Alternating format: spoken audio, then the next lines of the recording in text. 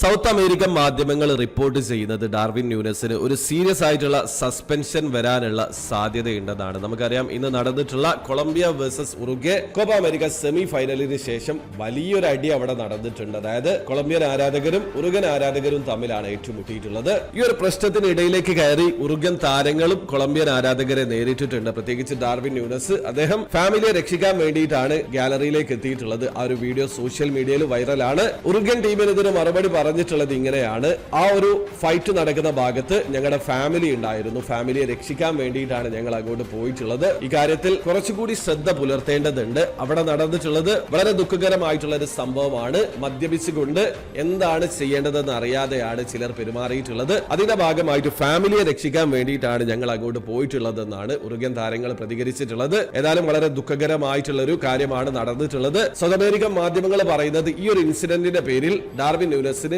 ഒരു വലിയ സസ്പെൻഷൻ ലഭിക്കാനുള്ള സാധ്യതയുണ്ടെന്നാണ്. അപ്പൊ ഈ ഒരു സംഭവത്തെ കുറിച്ച് നിങ്ങളുടെ അഭിപ്രായം തീർച്ചയായിട്ടും കമന്റിൽ അറിയിക്കാൻ ശ്രമിക്കുക.